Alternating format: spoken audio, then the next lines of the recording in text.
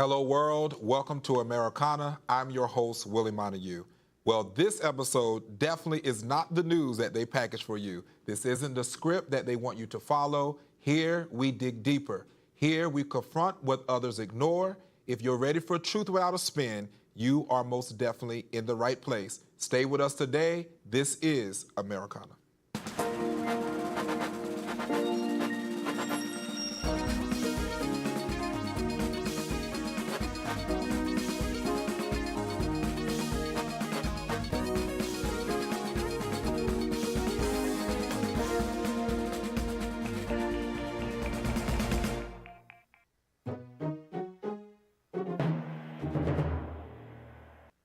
All right, y'all, we have an interesting episode for you today. We're getting ready to talk about the Pope versus America's abortion debate, then ICE raids in the black community, and to bring it all together, what is happening with the political violence rising from BLM to assassinations. But we're going to bring it all together with a good friend of mine, Taj, who definitely has no problem speaking his mind. We have a lot coming up on today's episode, but you already know, drum roll, please. It is time to get into Willie's Take.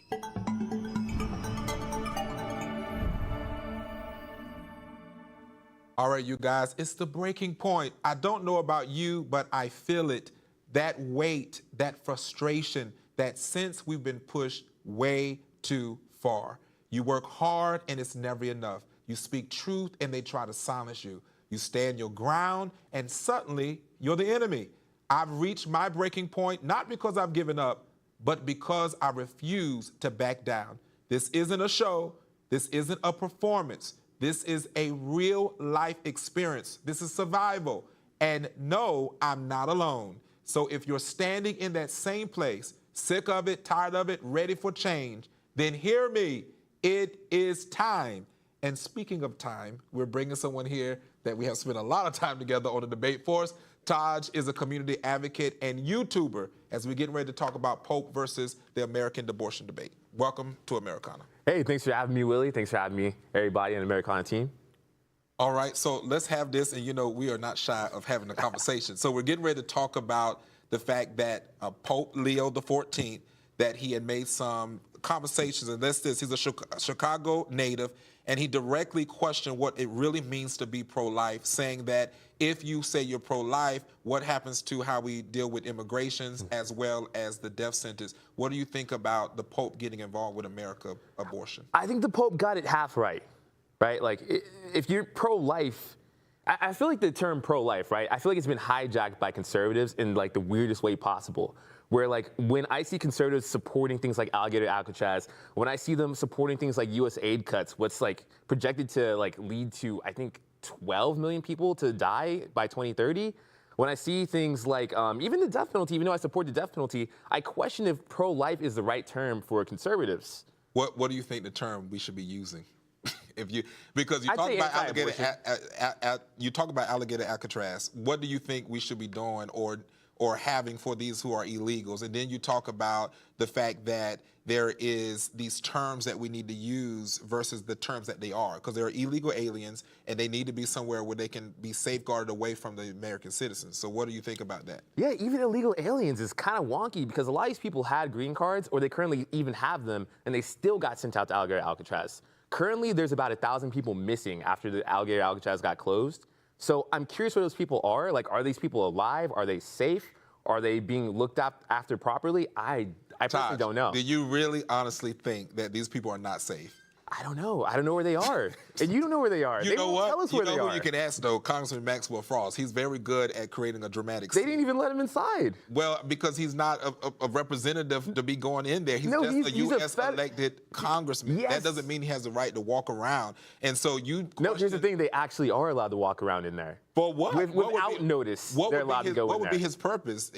What would be the purpose of him going in there? Federal officials, like a congressperson, are allowed to go inside of places like alligator Alcatraz, like federal buildings and things like that. Restricting them is not like according to what's legally allowed in the country. So let's talk about, again, you talk about defining pro-life. You said that pro-life, it shouldn't be pro-life per se. It should be what you said, anti-abortion. Anti-abortion, But yeah, because why? If it's not, we're talking about life, I'm pro something that is living. So what is your stance? Are you pro-life or you pro-choice? Personally, I'm like, if I ever got that point with a woman, like I would not want an abortion to occur. But I prefer that the government get out of that conversation until at least the second trimester. Well, we're not talking about whether you are having a woman pregnant. I'm talking about just you as a person. Do you have a pro-life stance? It's nuanced. So like I'm okay with first and second term like terminations of pregnancies. Once it gets to the third term, like after like 20 weeks, maybe 24 weeks, that's a bit wonky. I don't know if I can justify that. So you don't believe in life from conception? From conception, no. Why? Because I can't prove if that's like a soul or not. What, Taj? Be for real. Let me show you something. I bought a gift out here. You brought a gift for me? I got a gift out here. That's what that baby thing was for. Like you don't think that this is a life? 664 black babies are aborted every day in America. So when you see the eyes, and those that can be able to see it, you see the eyes, you see the hands. You don't think that this is life at this stage? This is 12 weeks. Not necessarily. Taj. Like, is a sperm cell, is that life to you? Yes. That is, okay. Are you kidding me right now? When you were born from a sperm cell. I can't prove if a sperm cell has a soul or not. Like, so I care about, as a Christian, I care about human souls, right? I want you to see this. This is the, hold on, Tyler, we're going to get to this. This is what we're talking about. And he's saying that he is sperm cell alive. I don't know what's going on with these people. I don't think sperm cells have, like, souls, you know? I can't prove that. I can't track that. So I feel uncomfortable having the government get in the middle of a healthcare decision between, like a woman and her partner about that. So now we're talking about Pope Leo XIV. Do you think that he should be involved in what's happening? Do you think he should mind his business in the Vatican, or do you think he's right in what he's saying? You said he's half right. Yeah. What part is right? I think the death penalty is allowed in Christianity. I don't know why the Pope doesn't understand that. It's in the Old Testament and the New Testament that's allowed. Him pointing out abortion is like, that's a fair point. It's hypocritical for conservatives to say, hey, I'm pro-life. But then like you see all these U.S. aid cuts, which again, Holocaust killed 11 million people. U.S. aid cuts by 2030 are expected to kill, I think about 14 million people are projected to die from the U.S. aid cuts. But did you know where some of these U.S. aids was going? All of it wasn't Africa. Humanitarian. To black babies. No. Some of this stuff has so much fat that was wrapped up in some of these things. I'm cool with the fat being trimmed, but yo, 14 million projected deaths by 2030? No Christian can defend that. We can't defend it. This is the question. You're talking about Christian defense, and that is not pro-life. But at the end of the day, when we're talking about the subject of abortion, we're talking about black babies that are aborted. You're talking about in Africa, right? And so, but here in our backyard, and we're seeing all these black genocide that is taking place from the hands of people who walk up, because they're white, or clear people, as people like to say. These are white people pushing an anti-black agenda. What do you think about that, for those things that you stand for? I don't think it's anti-black. Like when women choose to have that healthcare decision, it's either because it's an ectopic pregnancy or because they just don't think they can afford the child, right? Like, Taj. And hey, and you don't think that we can afford U.S. aid, which is going to kill 14 million people by 2030? That pregnancy is not considered abortion, though. We're talking about less than 1%. That is an abortion. No. An ectopic pregnancy, when you terminate that, it's called an abortion. It is not. That is medical, but we're talking about actually going in and getting an abortion because it's just a leisure thing, because you laid down and let some man stick his penis in you, and you didn't take responsibility to be able to take care of what you need that comes out of you. Do you think that that's a call for a baby that is this to be aborted? I don't know if that's a life worth considering. I don't know. Oh, my God. Where does the soul begin? When does the soul begin? Does every sperm cell have a soul? Let me ask you this question. Are you a life worth considering? Yes. Did someone choose life for you? Yes. Well, we thank God for Todd's mother choosing life for him, because obviously he don't mind a baby with arms and legs being ripped to shreds. I mind like children in other countries that relied on the aid from the United States. That aid being ripped away, there's 600 tons of food in a warehouse just rotting that could be sent to people to eat. you know? Todd, And there's going to be 14 million deaths by 2030 because Trump decided to cut U.S. aid because it was too expensive. There's too much fat. Why are you still going over to U.S. Because, aid like, it's in another country? We're talking about that there's 664 babies. Human lives here. all around the world matter. Here, My life matters the same way as some random kid in Nigeria. But you know, like, it does not matter. We're talking about here in the United States, 664 black babies are aborted every day. That's what I want us to talk about. You're going to other countries. Yeah, I think abortion for a lot of it is an economic decision, and I want the economic choice to keep a family be more viable for millions of families out Well, hold that thought. We're coming back, you guys. We're getting ready to go on a commercial break. We have to take this break because Taj and I is getting in it. When we come back, we're going to talk about ICE raids in black community. Please don't go anywhere. You are watching Americana.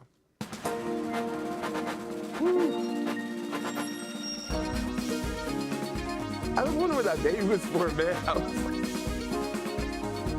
oh, sorry, I can't. About that. What?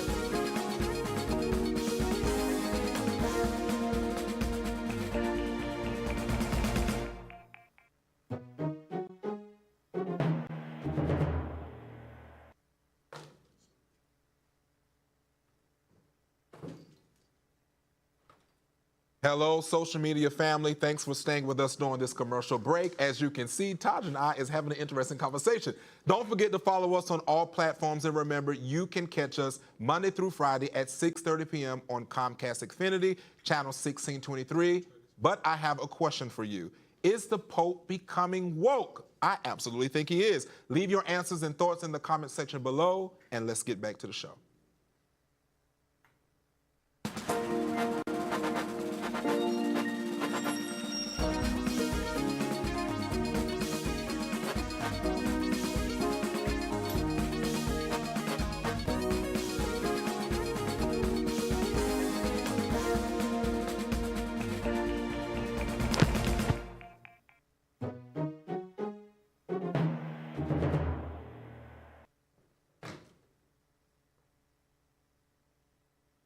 All right, you guys, welcome back to Americana. We are definitely having an interesting conversation with Taj. The left often claims ICE raids hurt minority communities, especially black immigrants, but conservatives argue these raids enforce the law and protect American workers. Is this really about justice or about undermining immigration enforcement for political points? Taj, let's get back to it. What do you say? Yeah, so I think that the ICE raids do like push racism in a way that like is unjustifiable. Like the amount of racial profiling that's going on will affect American-born black citizens. Your family, like they came here during slavery, right? No. No? Okay. My family did. What I'm saying is my family did, right? And I have no guarantee as a black man in America that I'm gonna be safe from racial profiling from ICE, despite my family being here for hundreds of years. And I just don't like that. Do you feel safe when you go out of your house to go to work? I feel safe enough. Okay, so why do you think that all of a sudden now that black people are just going to be racial profiled? You don't think there's other racial profiling that's going on outside of black races? Yeah, but black races are going to be affected. Okay. Like Donald Trump and J.D. Vance ran on a lie that Haitian people were eating cats and dogs, right? No. If you ask 10 white people in a row, that's real. He never said it. He said in a debate, they're eating the cats, they're eating the dogs. But did he say Haitians? Who do you think he was talking about? But did he say Haitians? This is very important because this is he retweeted the context that the left uses whenever they want to frame an argument against President Trump. Okay, so who's they? But it doesn't matter who they is. The context he did not say Haitians. But even some Haitians themselves said that they do use these cats for rituals. Do you not agree with that? I don't think that there is a problem in the United States of Haitians kidnapping cats and dogs to eat or sacrifice for rituals. I don't think it's an issue. Todd, not kidnapping the cat. No, snatch that cat up. So let's ask, is ignoring illegal immigration a greater threat to black jobs and wages than ICE raids themselves? Ignoring illegal immigration? I think that a lot of illegal immigrants like use jobs that black people don't necessarily gravitate towards. Like immokalee workers, I don't think that many black people that are native born here are gonna go and become an immokalee worker. So let me explain it to everyone who's listening. Yeah, that's like farmers in rural places like Homestead, Florida, or like gosh, I can't even think of rural names right now. So you don't think there's no black farmers? There are black farmers, but are black people getting jobs being paid $6 a day? No. You know what? But they don't mind being out there like Cardi B and Lil Nas X with half naked and twerking on live streams at OnlyFans. So why can't they go out and work at farms? Because the Immokalee workers don't get paid anything. They get paid like literally like $6 a day. How much can you possibly get with the hopes that someone's going to click on your naked body? I mean, some creators make a lot of money. I don't necessarily support things like OnlyFans and stuff and corn and stuff, but hey, that pays better than $6 a day working 12-hour shifts on a farm. But we have an illegal alien issue in the United States. Do you agree, yes or no? I think that there are problematic things that we do with immigration, but I don't think that warrants a racial profiling police force to take people out of their apartments in the middle of the night and tie them to light poles. Do you think I would love to see that? I haven't seen anything about that. I have an article I can share. But do you really honestly think that is racial profiling, or just the fact that these people are actual illegals in our country taking the resources of American citizens? What I'm saying is the way that ICE is doing these raids, it is going to negatively impact U.S.-born citizens and people legally here. And I think that with anything negative in the United States, black people are going to get hit harder than our non-melanated. I don't say that. He just released more funds to HBCUs. Why don't we talk about the great things that this administration is doing for black communities? Because this past administration was there for 4 years and didn't give a rat's ass about anything that mattered to the black community. Tell me what Laughing Hyena Harris and Sleepy Joe Biden did for the black community. They protected Pell Grants. When Trump in 2020, during his first administration, tried to cut Pell Grants, that would have negatively impacted a large amount of black students. Where does Pell Grants come from? The federal government. So you think that we need to just continue to spend more money? Yeah, if it's to advance education with our citizenry, yeah. Most of the people tell me, so now we're talking about jobs. So let's go back here. Let's bring it home. How many people do you know right now that have a full-blown degree, bachelor's, master's, doctorate, and still are not able to find the job they went out to and paid all these thousands of dollars with school loans and Pell Grants that of course, they don't have to pay those back, but they're still in debt? How do you measure that and make it? I think that the lack of jobs is problematic and kind of like a symptom of us not protecting U.S. jobs against AI and from offshoring. But that doesn't mean that college bad. It doesn't mean that funding underprivileged students to go to schools, HBCUs, like PWIs, is a bad thing. It doesn't mean that. You guys, we got to move on. We got to move on. Political violence rising from BLM to assassinations. We know that conservative leader Charlie Kirk was assassinated. Also, while at Utah Valley University, at the same time, Minnesota State Rep Melissa Hortman and her husband were killed in what authorities call a political motivated attack. And as violence escalates, the BLM movement is resurfacing, adding fuel to an already raging political fire. Todd, what do you say about this resurgence of the Black Lives Matter movement? I haven't seen it. I don't think BLM's really coming back. You don't? I think that the future of left-wing activism in the United States is looking pretty bleak. Well, I've seen them. We just seen some videos not too long ago. You can go research it, where they were literally resurfacing and starting to march the streets once again. Now, it may be a small group, but all it takes is a small radical leftist organization as the Black Lives Matter, because, as I said, it stands for burn, loot, and murder. And so who did BLM murder? Huh? Who did BLM murder? Are we serious right now? Who did they murder? When elected leaders are being assassinated, has political violence become America's new normal? Do you think that? I think that we're going to see an uptick of political violence, and I think that the main people stoking it are right-wing figures like Matt Walsh, like Donald Trump, like Matt Walsh, Donald Trump. There's just J.D. Vance. You really think that You really think that it's the right that is inciting this violence to get people to come Miller. out? Yeah. Todd, Charlie Kirk was literally at a university speaking to people so they wouldn't be ignorant, and he got assassinated. And you think I don't support that. But look at what happened with, you got Jasmine Crockett, who goes out and is one of the most ratchet of them all members of Congress, besides Maxwell Frost, but one of the most ratchet members of Congress, who sits up there with a half glued on track and says whatever she wants. So you don't think she incites violence? Maxwell Frost is a music nerd. He's not ratchet at all. No, you can say what you want. That guy plays the drums in his free time. Let's talk about all right? Jasmine. Let's not go to a music Okay. nerd. To me, he's ratchet. But what do you say about this? I think that Donald Trump going on Not Donald Trump. About the ratchetness of Jasmine Crockett in her rhetoric that she used. I haven't seen it. She's just a black woman existing. I don't think that's ratchet. OMG. Continue what you're about to say. Yeah. Yeah, so like I think that like language like Matt Walsh, one of the biggest conservative pundits in the world, saying that the time for communication and hand-holding's over. Donald Trump at Charlie Kirk's memorial, which had like millions of people viewing in on that, saying, I don't forgive my enemies. I'm sorry, Charlie. I don't forgive my enemies. Stephen Miller, what's his name? Like, he's the White House press secretary or something like that. Like him, like talking about the Great Replacement on one of the largest broadcasts of the year is problematic.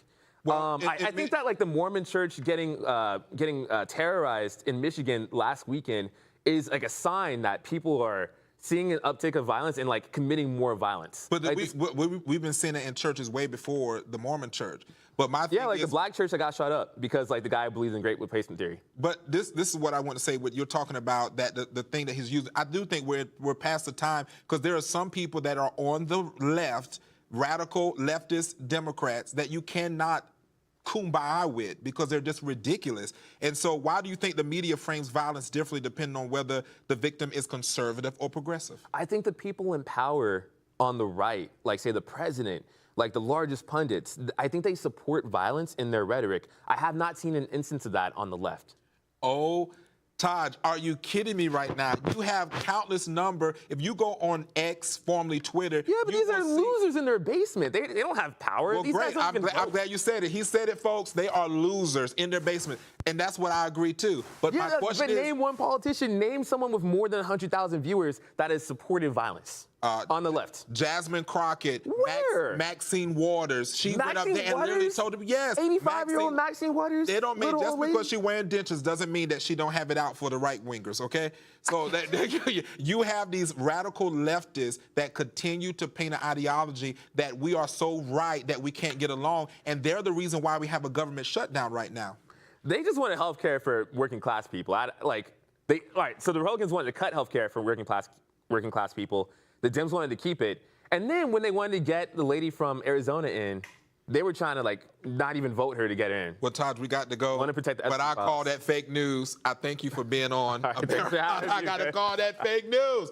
All right, you guys, thank you for tuning in. This has definitely been an episode. That's a wrap for today's episode of Americana. Thank you for tuning in. We'll be back tomorrow, same time, same place, only on Afro TV. Until then, keep questioning, keep learning, and keep showing up. And please do your homework, folks, because these radical left people out here trying to get us. Y'all have a good night.